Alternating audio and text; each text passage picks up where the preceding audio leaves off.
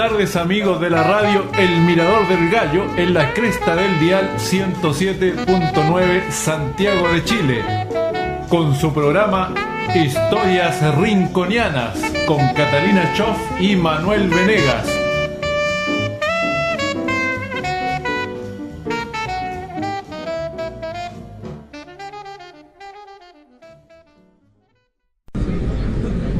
Buenas tardes, estimados amigos de Historias Rinconianas con Catalina Choff y Manuel Venegas, capítulo 52 de Historias Rinconianas.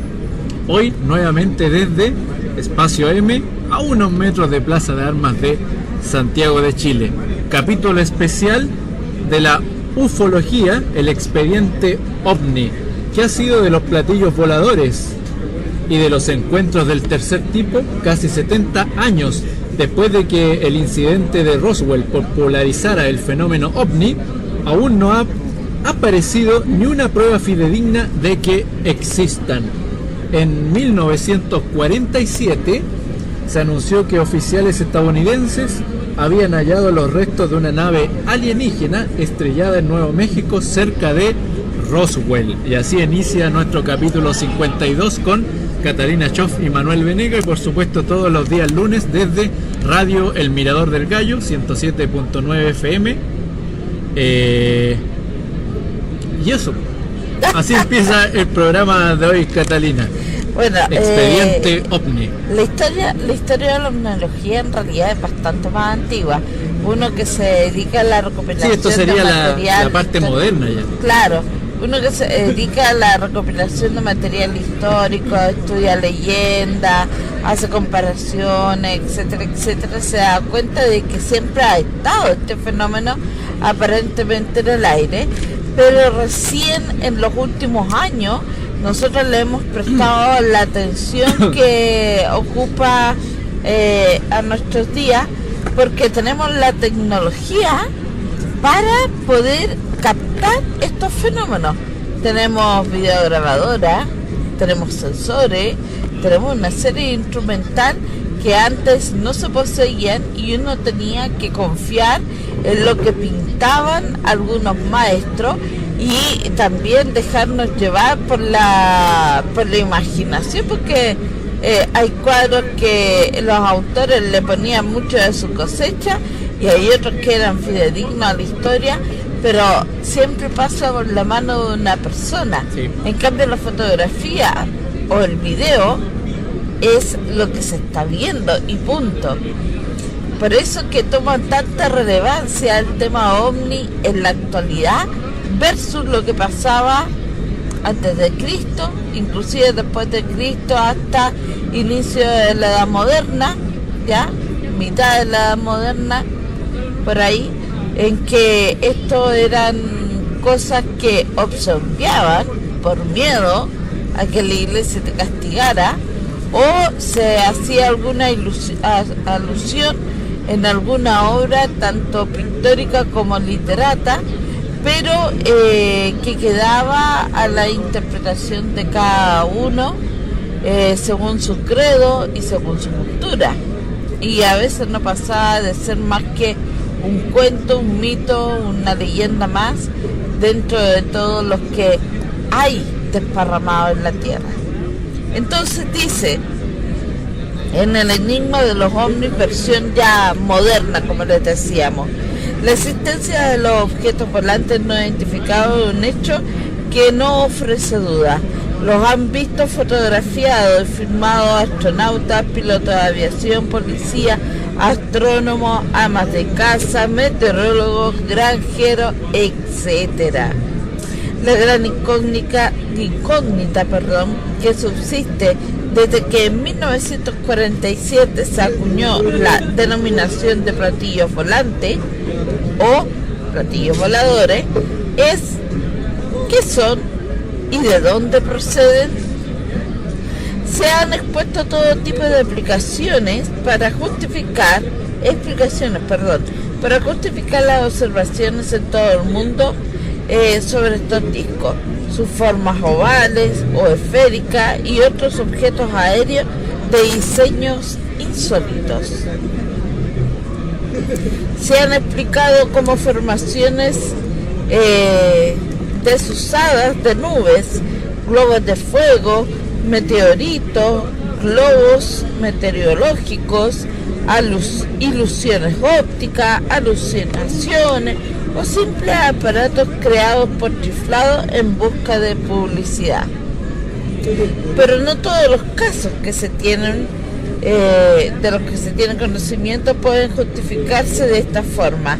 La actitud más lógica con respecto a los ovnis es la del hombre que se deja admitir en una serie de fenómenos inexplicables y aunque no por eso menos reales. La actitud de los especialistas en ovni va todavía más lejos y llegan a afirmar que la Tierra se encuentra sometida a vigilancia e inteligencias extraterrestres. Es posible que la verdad se desvele en el mañana. Mientras tanto, la humanidad se encuentra ante gran número de casos desconcertantes, desde relatos imparciales y sensatos hasta los absolutamente inverosímiles. Aquí yo me quiero detener porque no solamente se han visto en los últimos años objetos volantes, sino que humanos hablando con seres extraños. No olvidemos lo más extremo que hemos tenido en los últimos tiempos, que es cuando un papa se puso a hablar con un extraterrestre y el papa lo admitió y dijo: no podemos ser tan egoístas de pensar que somos la única especie en este universo. Eso fue en Castel Gandolfo, en los patios interiores. Exacto. Y él estaba con su, ¿cómo se llama el ayudante del papa? El camarlengo, estaba con el camarlengo, si no me equivoco. Ahora, los primeros platillos voladores, ¿desde dónde sale el término platillo volador y todo eso? Para después darle la entrada a Manuel. La historia de los platillos volantes comenzó el 24 de junio de 1947, cuando un piloto privado, Kenneth Arnold, que intervenía en la búsqueda de un avión de carga que se había perdido, vio 9 objetos en forma de disco que volaban sobre Mount Rainier en el estado de Washington. Declaró que los objetos volaban igual que lo haría un platillo lanzado a ras del agua, es decir, suavemente. La veracidad y el prestigio profesional de Aaron eran indiscutibles y su descripción del incidente fue aceptada por las autoridades. Los periodistas recogieron la noticia y bautizaron tales objetos con el nombre de platillos volantes. Desde entonces se han registrado auténticas oleadas de informes en la década de los 50, los 60 y hasta los 70, es más, hasta nuestros días, ¿ya?, en las que incluso el Comité de Ciencia Astronáutica de la Cámara de Representantes de los Estados Unidos ha tenido que celebrar audiencias especiales con testigos de los hechos. Uno de los informes más espectaculares procede de uno de los 4 tripulantes del Gemini 4 norteamericano, James DeWitt, que se remonta al mes de junio de 1965, hallándose en órbita a unos 145 kilómetros de la Tierra. McDivitt divisó un objeto cilíndrico, aparentemente con unos brazos que sobresalían del objeto y que él creyó pertenecían a otra nave espacial con antena. Parecía viajar libremente sobre el Pacífico, a unos 5 kilómetros por encima de la cápsula del Géminis. McDivitt tomó una fotografía y filmó el fragmento de película. Observó que el objeto se movía en ruta paralela a la de su propia nave, pero acercándose velozmente. McDivitt y su colega, el astronauta James White se aprestaban a evadirlo cuando el ovni desapareció de su campo visual. Tras el amarraje de la cápsula, la película fue recuperada y McDivity no volvió a verla hasta pasados varios días. Cuando al fin lo hizo, el objeto aparecía vagamente delineado contra el cielo, pero él quedó convencido de que significaba una identificación válida. Al principio, McDivity creyó que había visto un satélite no tripulado. El punto de vista oficial fue que había divisado el satélite fotográfico norteamericano Pegaso, pero en aquellos momentos el Pegaso se hallaba a 2.000 kilómetros de distancia. Te dejo entonces con eso, con esta pequeña introducción de los primeros testimonios, que son todos de uniformados norteamericanos. Yo la verdad primero tengo que felicitar a los amigos de Muy Interesante porque esta revista del año 2017 son 80 hojas dedicados solo al tema de vida extraterrestre. La primera parte es solo para entendidos porque es ciencia, pura ciencia, de dónde se origina la vida, o sea, preguntas tremendamente complicadas, pero más que eso los felicito porque las portadas de esta revista son para uno comprarse unos cuadros y para armar directamente un museo en tu casa con todas las portadas que te gustan porque los artistas son extraordinarios.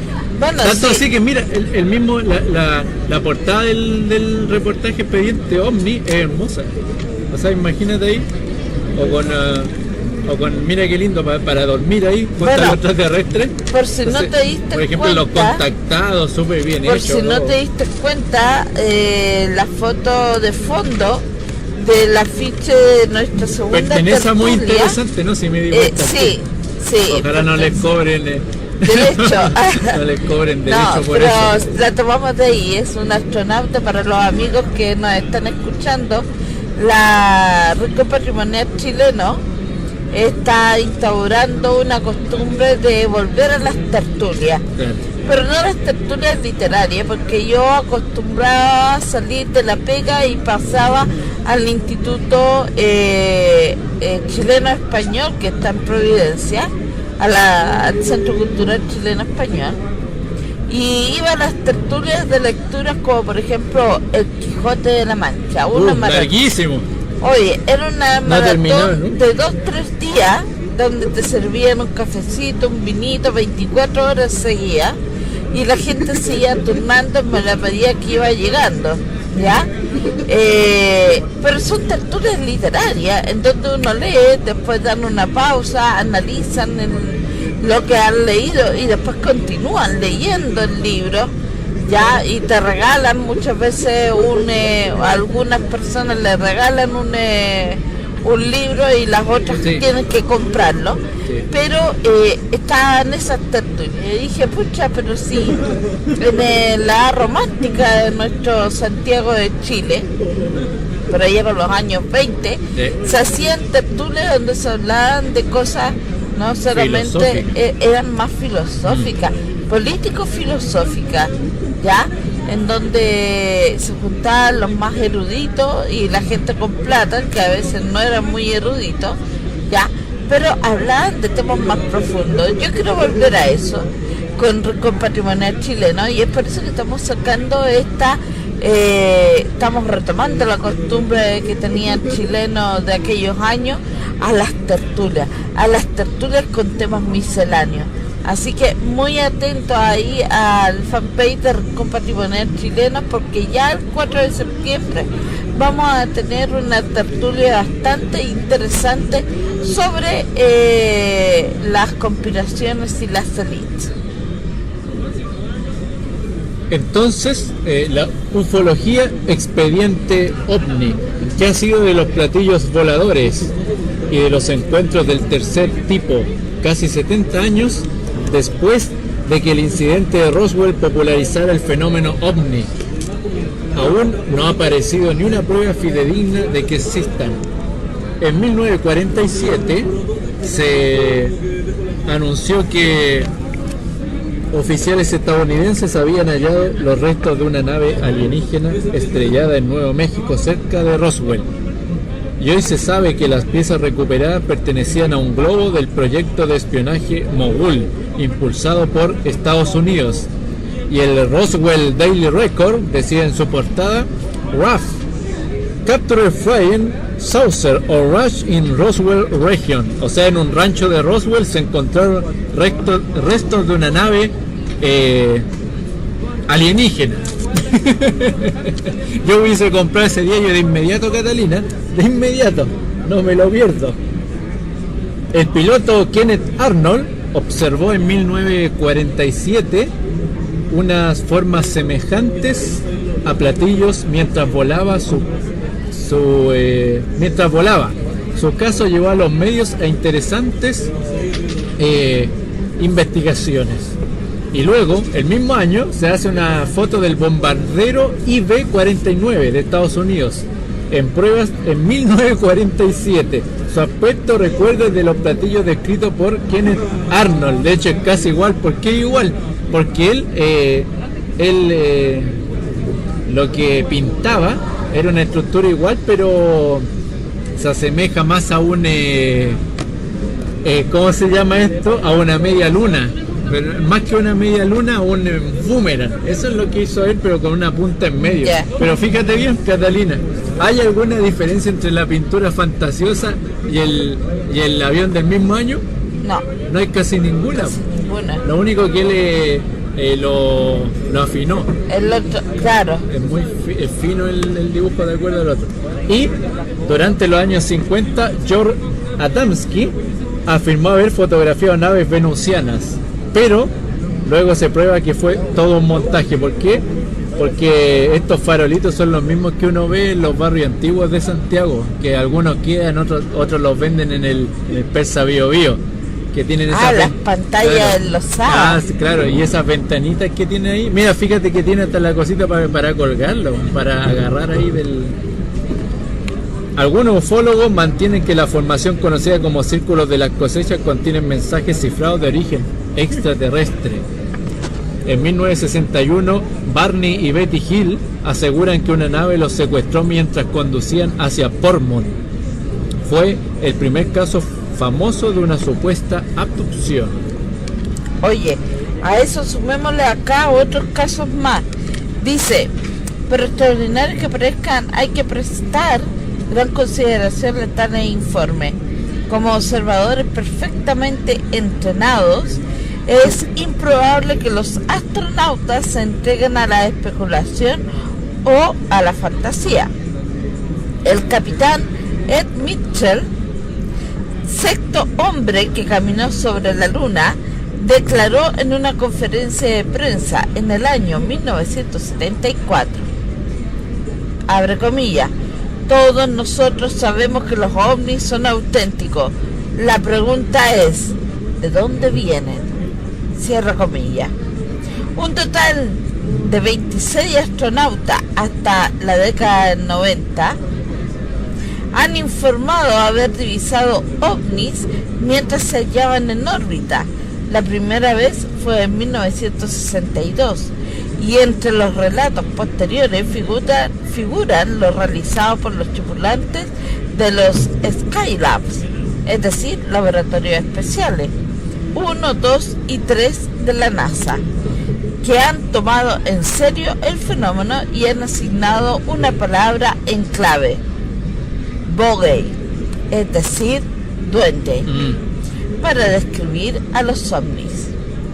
Durante un periodo de descanso a bordo del Skylab 2, los astronautas Jack Lousma y Owen Garriott y Alan Bean observaron y fotografiaron un ovni rojo durante 10 minutos. Se hallaba a unos 500 kilómetros de la Tierra. Informaron que el objeto giraba cada 10 segundos y se hallaba de ellos a una distancia que oscilaba entre los 48 y 80 kilómetros en una órbita muy cercana a la suya.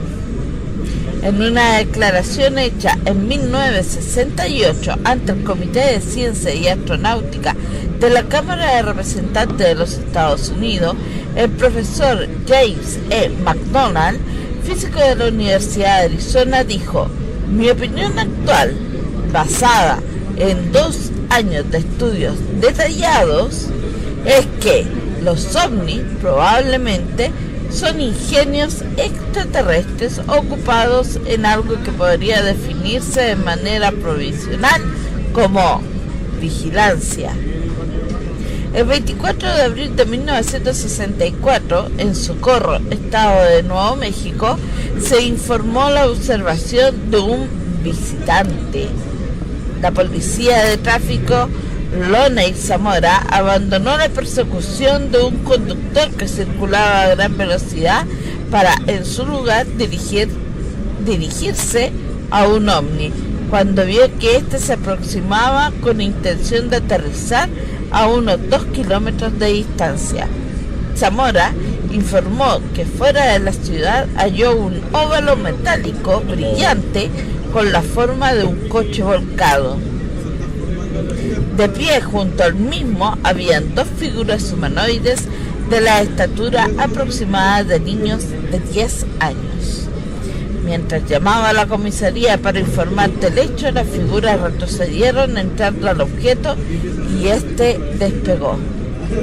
El 1 de julio del año siguiente, un cultivador francés de lavanda de la aldea provenzal de Valensole vio como con lo que creyó eran jóvenes que intentaban robarle sus valiosas plantas, pero eran 2 figuras diminutas. Estaban de pie junto a un objeto del tamaño más o menos de un reloj. ¡Qué miedo! Cuando se había aproximado hasta hallarse a unos 4,5 metros de la figura, uno de los, entre comillas, muchachos que él creía, apuntó hacia él un aparato que, según afirma, le dejó paralizado, a lo más X-Men. Men in Black, ahí sí. Y después las 2 figuras montaron en la nave y se alejaron a toda velocidad. A propósito de que tú estás leyendo lo de México, lo que y pasa es que todos estos son los datos más conocidos, pues. También está el dato de los espíritus de Juan Ginás, pintados por los aborígenes en Australia desde hace 4.000 años. Son retratos de alienígenas, según la hipótesis de los alienígenas ancestrales. Según un moderno mito, solo los alienígenas podrían haber elegido con tal precisión algunos complejos megalíticos masivos como Pumapunku en Bolivia. Hay quien cree que las esculturas Dogu del neolítico japonés representan a antiguos visitantes de otros mundos. El Museo Internacional del OVNI en Roswell exhibe el modelo del cadáver de un extraterrestre. Sin embargo, en la realidad nunca fue recuperado el cuerpo de un alien. Pero aquí ya vamos a entrar en tierra derecha. Cosas de los nazis. Claro, lo que ya estaba hablando hace un momento. La cosa de los nazis. La información divulgada por Associated Press y otras agencias tuvo una gran repercusión. Para entender por qué tuvo tanto alcance una noticia más bien insustancial, debemos situarnos en su lugar y época. En Estados Unidos, 2 años después de haber finalizado la Segunda Guerra Mundial, flotaba en el aire el miedo a que antiguos nazis construyeran más máquinas voladoras para espiar y atacar al país que los había llevado a la derrota. Su difusión dio origen a nuevos avistamientos. Hoy sabemos perfectamente que es habitual que cuando se difunde que alguien ha visto un ovni, se produzca una oleada de tales sucesos.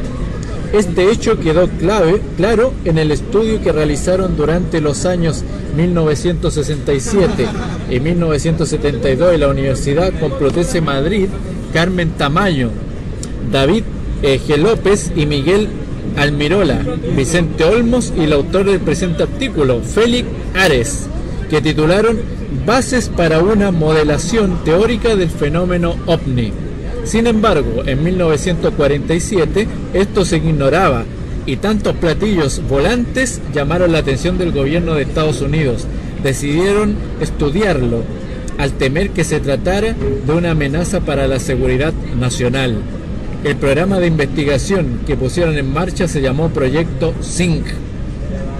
Y en la justificación se hablaba no solo de naves experimentales de potencias extranjeras, sino de posibles alienígenas. Así, de manera oficial, se aceptaba que los presuntos platillos voladores podían estar relacionados con visitas de otros mundos. Si esta idea no hubiera caído en una sociedad dispuesta a creerla, se habría extinguido al instante, pero no fue el caso. En aquel momento, la cultura occidental era un caldo de cultivo excelente para el mito. Por diversos motivos, podríamos remontarnos a pensadores que han influido en nuestras ideas, como los griegos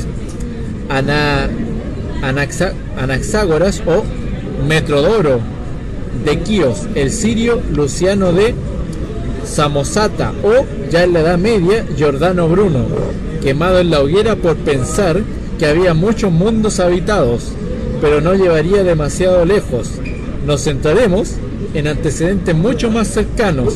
De este modo, en 1877, el astrónomo Giovanni Schiaparelli aprovechó que Marte estaba muy cerca para dirigir su telescopio hacia allí. Lo que vio fueron canales artificiales.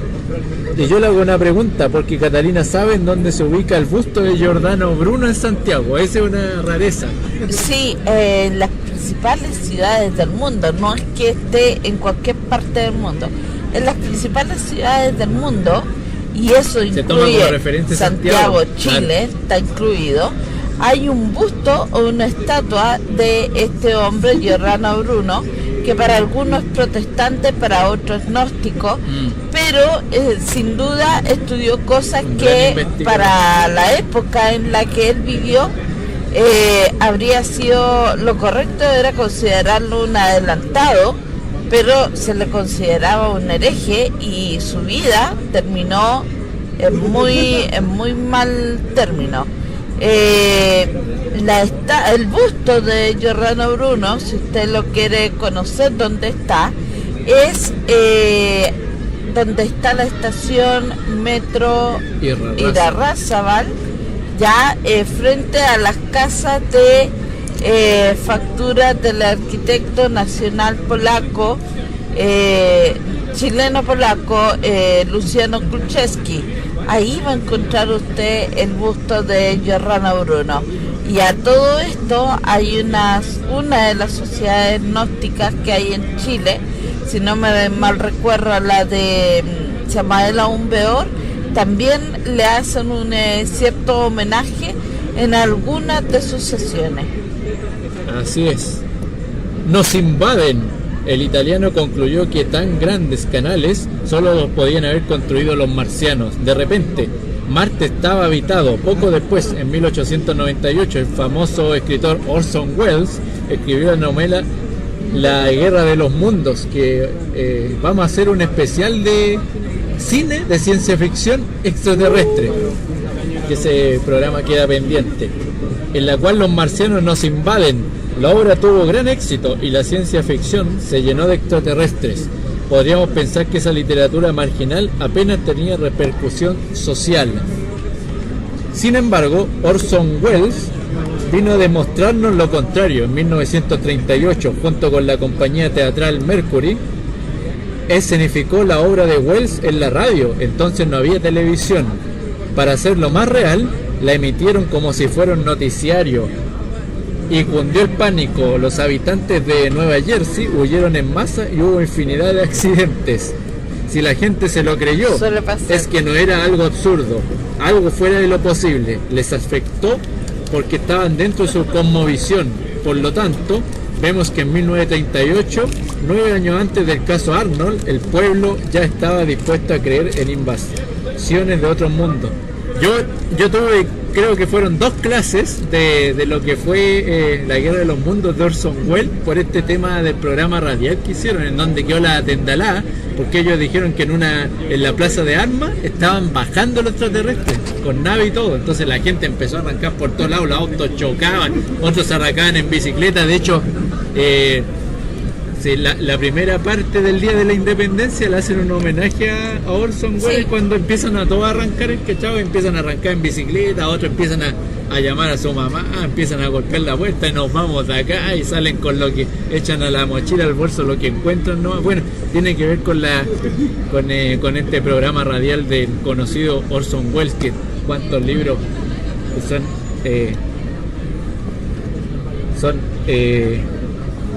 la punta de la lanza para los que quieren investigar más sobre el mundo de la ciencia ficción. Bueno, que la ciencia ficción obviamente está inspirada en hechos ocurridos, pueden ser reales o no, pero que salieron en periódicos. Hay una teoría que dice que están usando la magia de Hollywood para preparar la mente del hombre para los hechos que se vienen al futuro, claro, para poder asimilar más fácilmente, sí, porque ya es un hecho de que hay acontecimientos confirmados, sí, ya valga la redundancia, no en palabras, sino que en contexto en lo que yo estoy diciendo, pero ya es confirmado de que vamos a tener que convivir con alienígenas. O sea, ya estamos conviviendo, sí, pero en secreto, pero va a llegar un momento en que la convivencia va a ser así como yo voy caminando por la calle y me encuentro con un perro callejero. El perro callejero te va a saludar. Así de natural va a ser, o sea, ya no solamente vamos a tener en nuestro país entrando a un francés, a un haitiano, a un colombiano, a un inglés, a un marciano, sino que también vamos a tener que tener visas para gente de otras esferas. Y a eso... Bueno, yo no pertenezco a ningún grupo de ovni, porque yo he tenido experiencias desde chico que tuve experiencias traumatizantes, sí, con este tema, entonces no las cuento, pero yo creo fehacientemente de que siempre han estado acá.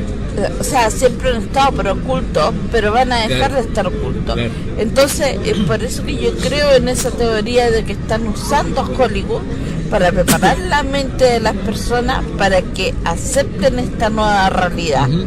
Ya, una realidad que es muy, pero muy parecida a... Y acá los fanáticos me van a decir, sí, Robotech. ¿Te acuerdas de la serie Robotech?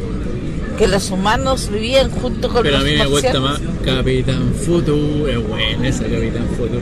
Sí, pero Robotech es como el ejemplo perfecto. Pero es muy solo para fanáticos, digamos. Bueno, yo era una fanática de Robotech. Y los Transformers. Sí. Bueno, era eso, un paréntesis. La primera víctima. Muy poco después del 10 de junio de 1947 ocurrió un incidente en Roswell, Nuevo México, que en su época pasó desapercibido y tuvo muy poco o ninguna influencia. No obstante, gracias al libro publicado por Charles Berlitz, el fundador de una cadena mundial de centros de enseñanza de idiomas, se ha convertido en uno de los pilares de la mitología contemporánea. En la población de Roswell se encontraron restos no demasiado extraños, pues eran trozos de madera con dibujos que recordaban al alfabeto chino y una sustancia similar a un plástico blando. Nada que hubiera llamado la atención si el mundo no se hubiera encontrado bajo la influencia de sucesos de Arnold. Unos meses más tarde, acaeció otro de los hitos en la historia del mito. Se trata de la muerte del capitán de aviación Thomas Mantell. El 7 de enero de 1948, 4 aviones de combate F-51D Mustang regresaban a la base Woodman en Fort Knox, Kentucky. El controlador aéreo informó de que había un objeto no identificado entre las nubes y envió la orden de ir a investigar. Un avión tenía poco combustible y aterrizó. Los tres que quedaban continuaron con la misión. El cuerpo extraño estaba más alto de lo que parecía. Para continuar se necesitaba máscara de oxígeno. 2 de ellos casi no tenían y desistieron. Solo quedaba Mantell. Esta está directamente delante y por encima de mí, moviéndose aproximadamente a la mitad de mi velocidad. Parece que es un objeto metálico y la posible reflexión del sol sobre un objeto metálico, y es de un tamaño tremendo. Sigo subiendo, estoy tratando de conseguir una mejor vista, informó en su radio. Eran las 15:15 horas. Luego, silencio. Poco después, encontraron restos del avión de Mantell esparcidos por una gran superficie. El piloto estaba decapitado y su reloj marcaba las 15:18 horas. Con esta historia, la leyenda adquiría una nueva dimensión. Ahora, además de extraterrestres, podían ser enemigos peligrosos. Un contacto telepático. Al siguiente ingrediente importante nos la proporciona George Adamski, un personaje complejo, seguidor del ocultismo y creador de una religión personal, un híbrido entre el cristianismo y el orientalismo, que bautizó como la Orden Real del Tíbet. En 1949 comenzó a dar conferencias sobre los platillos voladores, en la que explicaba que se trataban de visitantes de otros mundos. También recurría a los dibujos de Schiaparelli para afirmar que los canales de Marte eran artificiales y habían sido creados por seres inteligentes. Adamski vio y fotografió varios ovnis, pero tenemos que esperar al 20 de noviembre de 1952 para su mayor aportación. Entonces aseguró que él y unos amigos habían visto en el desierto de Colorado una gran nave, de la que habían salido unas personas altas de pelo largo y rubio. Uno de ellos se había presentado con el nombre de Orton y le había informado telepáticamente que eran habitantes de Venus. El motivo de venir a la Tierra había sido las explosiones atómicas de la Guerra Mundial, que los habían alarmado mucho. Su misión era establecer la amistad mundial y evitar que nos destruyéramos con las bombas. En posteriores contactos, Adamski subió a una nave con la que fue a conocer la parte oculta de la Luna, habitada por venusianos, marcianos y saturnianos. Escribió varios libros sobre estas historias que tuvieron enorme recibimiento. Enseguida le salieron imitadores en otros países. Sí, porque había plata de por medio, había que seguir escribiendo. Oye, no faltaron en esa ocasión las comparaciones que se hacen con un relato bíblico de Enoch, cuando lo llevan a conocer. Es el libro de Enoch. El planeta Tierra desde las afueras, desde el universo, y después lo devuelven. Es una mezcla. Y de hecho, Enoch es uno de los profetas que no muere, sí, sino que es abducido y supuestamente ahora vive de vida eterna. Ay, qué locura, pero vive en otro mundo entonces. Con su aportación, Adamski introdujo dos claves básicas del mito. En primer lugar, está el elemento mesiánico, es decir, hay contacto con los extraterrestres, que son bondadosos y nos quieren salvar de nuestra propia maldad. Por otra parte, existe la posibilidad de que de vez en cuando nos lleven de viaje a sus vehículos espaciales. El tercer elemento llegaría poco después, aunque Adamski lo subieron a bordo voluntariamente. Hay casos en que los alienígenas han capturado humanos y les han hecho toda clase de pruebas médicas sin su consentimiento. Esta nueva visión llegó de la mano del matrimonio Hill, que aseguró haber sido secuestrado y sometido a análisis los días 19 y 20 de septiembre del año 1961. Se inauguraba de este modo el tema de las abducciones. La carrera, o lo que se habla ahora como contactados. Sí. Bueno, de hecho vamos a hacer un capítulo también de los contactados, o qué se espera al ser contactado por extraterrestres. La carrera espacial se acelera. El 4 de octubre de 1957 el mundo, sobre todo Estados Unidos, sufre una conmoción. Sus archienemigos de la Unión Soviética han puesto un satélite artificial en órbita, el Sputnik, que yo hice un capítulo del Sputnik. A partir de ese momento, la pugna entre estadounidenses y soviéticos por ganar la carrera espacial se hace evidente. En diciembre Estados Unidos ponía en órbita el Vanguard. El 12 de abril de 1961, el ruso Yuri Gagarin se convertía en el primer humano en salir al espacio. Un mes más tarde, el 5 de mayo, el estadounidense Alan Shepard Jr. seguiría sus pasos, y así podríamos continuar, pero vamos a centrarnos en el discurso del presidente John Fitzgerald Kennedy, poco después del vuelo de Shepard, en específico el 25 de mayo. Kennedy prometió que antes de finalizar la década y antes que los soviéticos, los estadounidenses pondrían un pie en la luna. Ya sabemos cómo acabó la historia. El 20 de julio de 1969, a las 10:53 horas de Florida, Neil Armstrong se convirtió en el primer humano que pisaba nuestro satélite. Ojo, de que hay una teoría, y es conocida por todo el mundo en realidad, de que los que mataron a Kennedy lo hicieron para que no hablara, porque él iba a dejar al descubierto todo lo que se estaba haciendo al respecto justamente de lo que estamos hablando ahora, que es de la realidad extraterrestre y los ovnis, y se lo prohibieron. Todos ven ovnis. Con el Sputnik, muchos habitantes de la Tierra pensaron que si los terrícolas podíamos mandar una nave al espacio, otras civilizaciones más avanzadas podían sin problemas llegar hasta nosotros. De esta manera, poco a poco, platillos e investigación espacial empezaban a ir de la mano. Cada éxito en el espacio se traduciría en múltiples avistamientos, aunque la mayor parte de las veces resultaban en confusiones con aviones u objetos celestes, de los que curiosamente Venus se llevaba los honores. Según nos íbamos aproximando a la fecha de la llegada a la Luna, los avisos de supuestos platillos voladores aumentaban. Por poner un dato, entre 1968 y 1969, en un solo país se llegaron a registrar nada más que 600 avistamientos, es decir, más de uno al día. En aquella década de los 60, los medios estaban plagados de noticias sobre extraterrestres. En radio y televisión, las tertulias y debates eran permanentes. Los ovnis estaban en la calle y la gente los vivía y hasta los soñaba.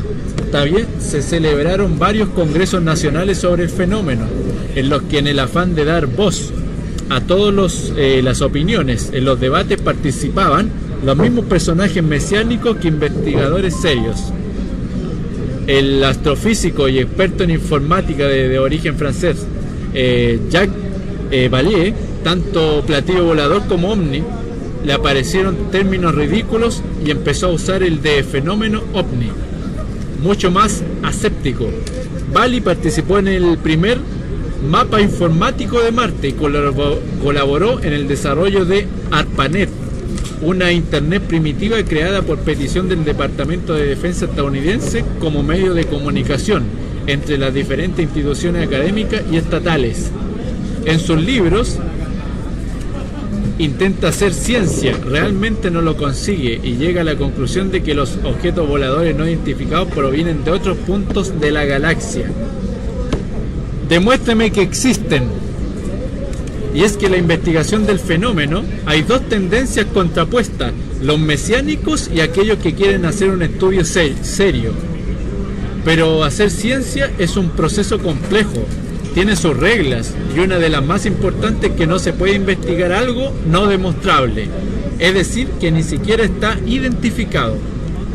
En algún debate se ha dicho frases como lo siguiente: yo no puedo demostrar que existen los extraterrestres, pero tú no puedes demostrar que no existen. Totalmente cierto. Pero ¿sobre quién recae la carga de la prueba? ¿Quién debe demostrar lo que dice? Sin duda, el que hace la afirmación extraordinaria. Este punto lo explicaba muy bien Bertrand Russell con su tetera espacial.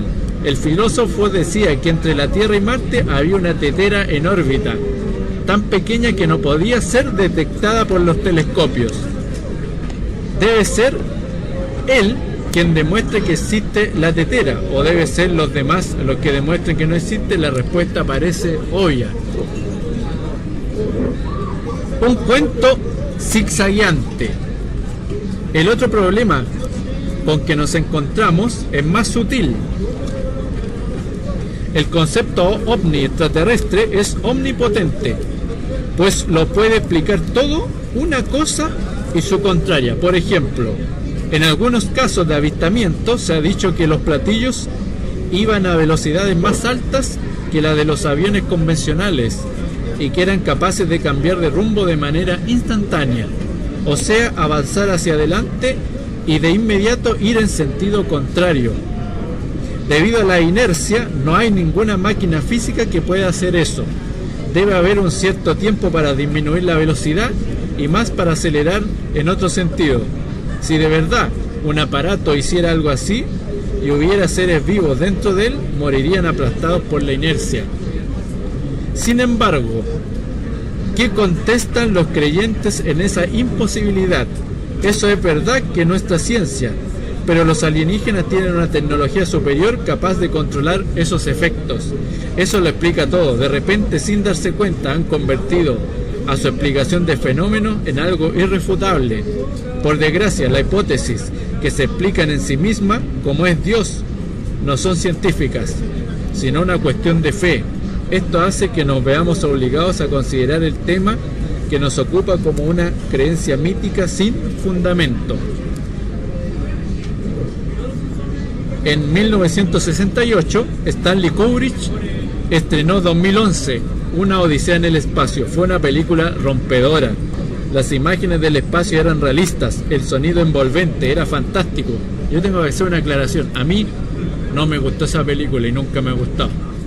Nunca me ha gustado, porque hay otros que se lavan la boca, pero yo tengo que decir, no lo sé. Hay películas mucho mejor que eso. En la historia, los protagonistas encuentran un monolito rectangular de origen alienígena en la Luna. De igual modo, los seguidores de la conquista del espacio esperaban que cuando el hombre pisara nuestro satélite blanco descubriera algo, alguna construcción, restos de visitas de otros mundos, pero Neil Armstrong no vio nada raro. Luego llegaron los Apolos 12, 14, 15 y 16 y 17, y el fenómeno fue el mismo, nada que se saliera de lo explicable. A partir de entonces, aquella simbiosis que se había establecido entre ovni y carrera espacial empezó a desinflarse. La prensa dejó de hacerse eco de los casos de avistamiento y se abrió la década de los 70 con los ánimos decaídos para la investigación extraterrestre. Pero un grupo de seguidores que jamás podríamos llamar investigadores sobrevivió. En el fondo, estaban más cerca de la teosofía y del ocultismo que de la ciencia y la tecnología.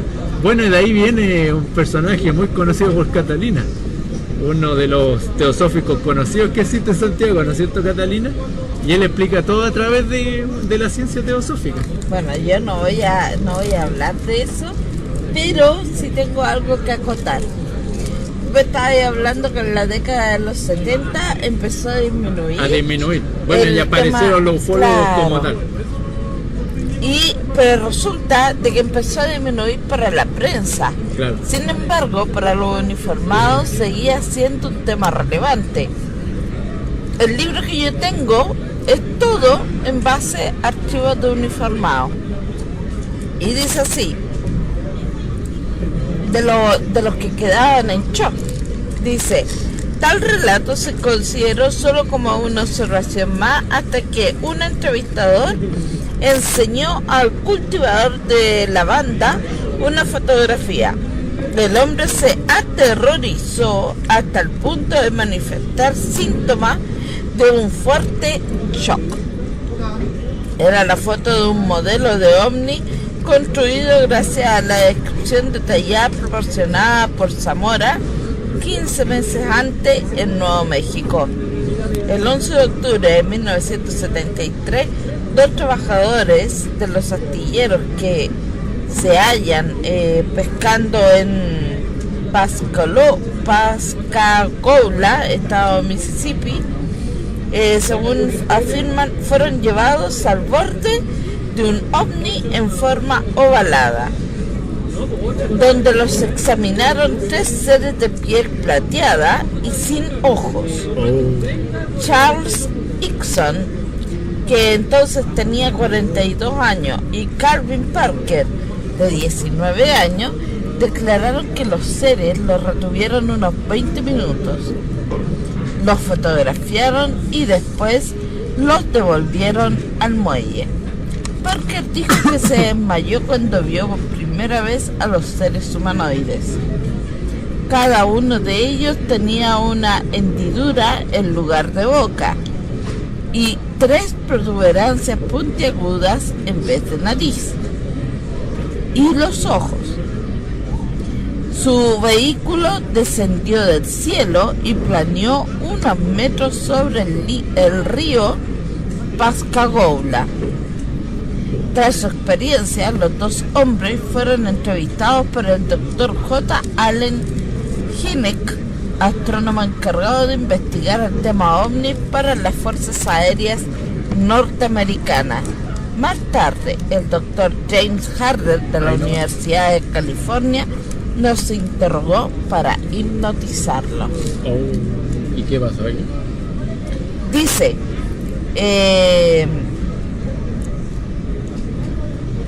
en otra experiencia, el doctor Hynek declaró: han sufrido algo tan horrible que no pueden expresarlo exactamente con palabras. Lo que les haya ocurrido ha afectado definitivamente su capacidad de raciocinio. Dicen que los extraterrestres incluso violan a sus víctimas. Claro. O por lo menos las víctimas se sienten violadas. Pero sigamos viendo lo que dice acá, porque no dice específicamente que hay un acto de violencia, pero sí que quedan en shock. En Holsworthy, en el norte del condado de Devon, Inglaterra, 2 policías de tráfico se vieron mezclados durante unos 50 minutos en la persecución a gran velocidad de un objeto que parecía una cruz brillante. Ocurrió en el frío amanecer del 24 de octubre de 1967. Los policías Roger Willey y Clifford Wicott celebraron más tarde una conferencia de prensa. Willey declaró: parecía como una cruz tachonada de estrellas que irradiaba puntos de luz desde todos sus ángulos. Hubo momentos en que tuvimos que ir a 145 kilómetros por hora para poder seguirla a su misma velocidad. Parecía que nos vigilaba y no nos dejaba alcanzarla. Tenía un poder tremendo de aceleración y sabía que le perseguíamos.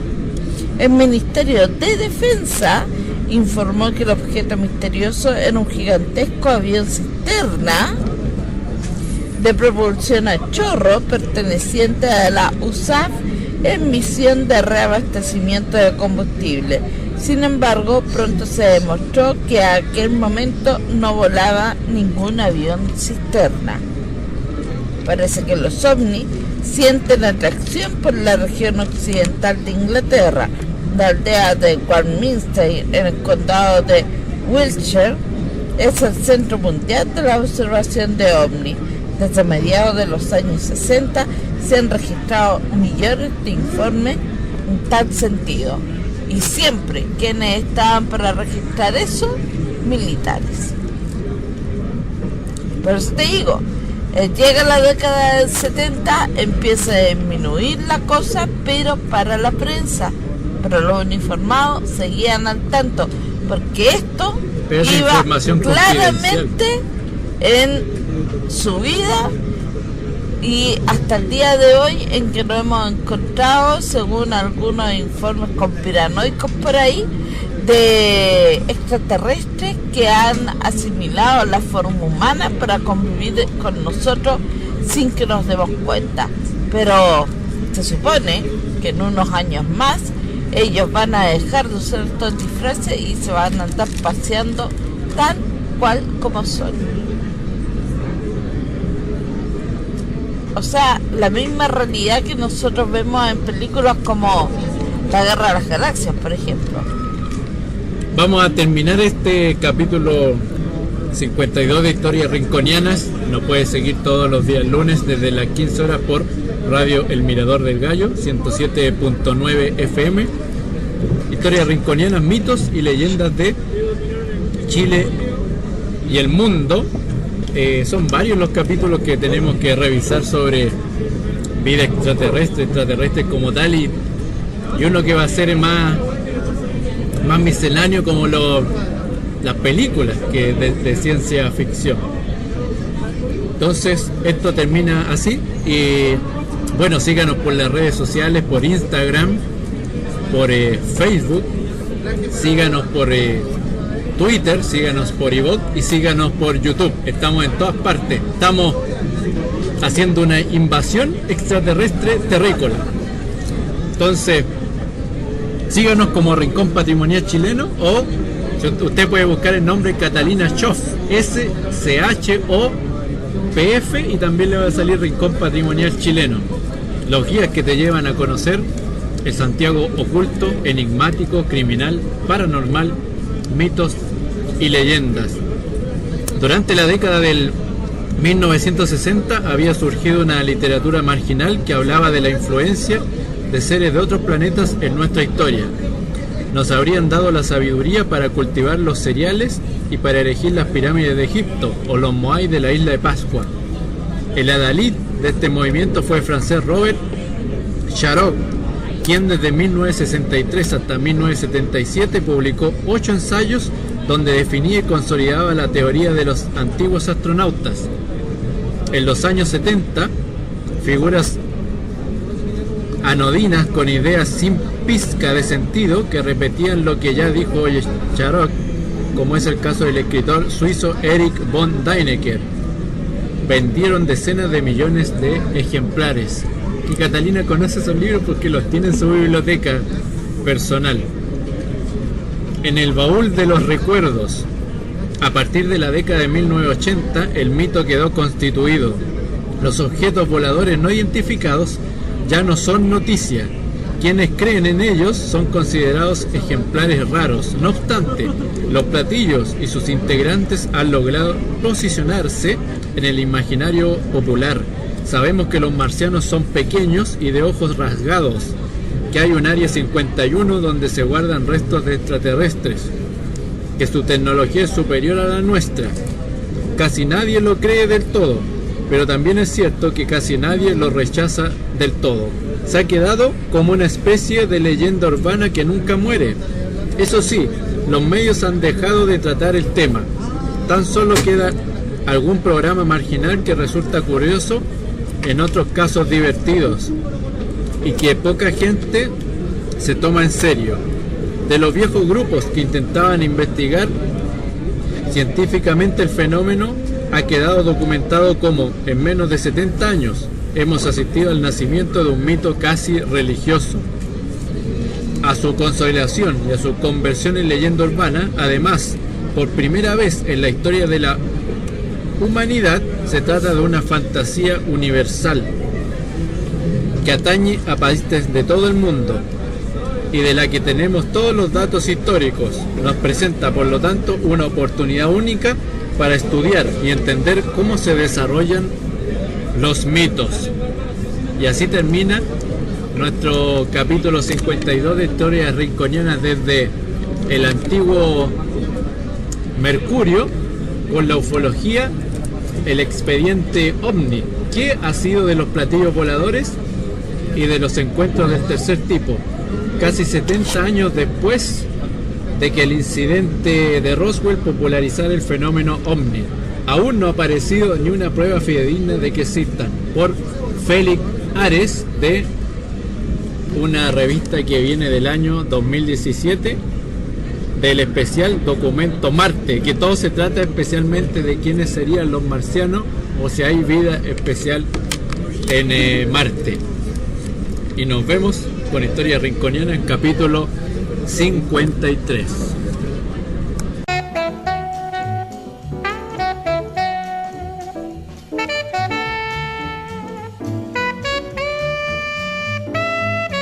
Buenas tardes, amigos de la radio El Mirador del Gallo, en la cresta del dial 107.9 Santiago de Chile, con su programa Historias Rinconianas con Catalina Schoff y Manuel Venegas.